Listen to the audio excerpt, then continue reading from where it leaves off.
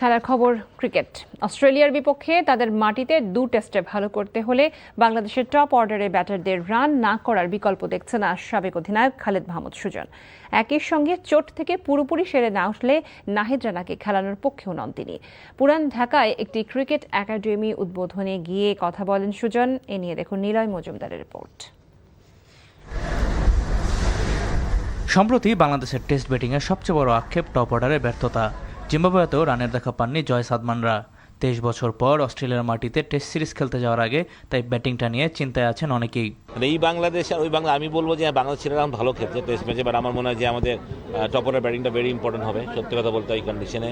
Because মানে অস্ট্রেলিয়ার যে ট্রায়ো পেস বোলিং আছে তারা ডেফিনেটলি সমীয় জাগানো বোলার, বিশ্বের সেরা 3টাই সেরা বোলার, তো ওইখানে আমাদের চ্যালেঞ্জ থাকবেই। বাট হ্যাঁ, আমরা ভালো ক্রিকেট খেললে অবশ্যই, আমি যেটা বললাম উইকেট কেমন হবে আমি জানি না, তো আমাদের জন্য নতুন ম্যাচে আমি ডারউইনের উইকেট তো ভালো হওয়ার কথা আমি যতটুকু জানি টেস্ট ম্যাচের জন্য, বাট তারপরেও ওরা কীরকম উইকেট বানাচ্ছে আমাদের জন্য এটা তো আমরা বলতে পারবো না।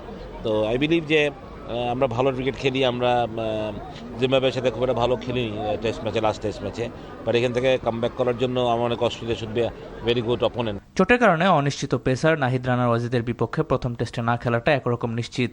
একই সঙ্গে শুক্রবার নিজের বিবাহিত জীবন শুরু করায় বর্তমান বিশ্বের অন্যতম দ্রুতগতির বলারকে পুরো সিরিজে পাওয়া নিয়ে শঙ্কা আছে।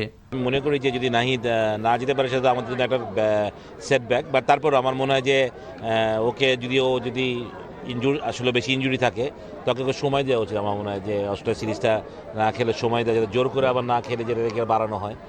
বাট আমি মনে করি রিকভারি করে ফেলবে হয়তো, বা যদি খেলায় তো খুব ভালো, না খেললেও বাকি যারা আছে তারাও ক্যাপেবল আছে। বর্তমানে যুব দলের পরামর্শক হিসেবে নতুন দায়িত্বকেই গুরুত্ব দিচ্ছেন বাংলাদেশের এই সাবেক অধিনায়ক। শুক্রবার বিকালে পুরান ঢাকা ক্রিকেট একাডেমি উদ্বোধন উপলক্ষে তার মতো হাজির হয়েছিলেন জাতীয় দলের বর্তমান ও সাবেক অনেক cricketer. Niloy Majumdar, NTV news, Dhaka.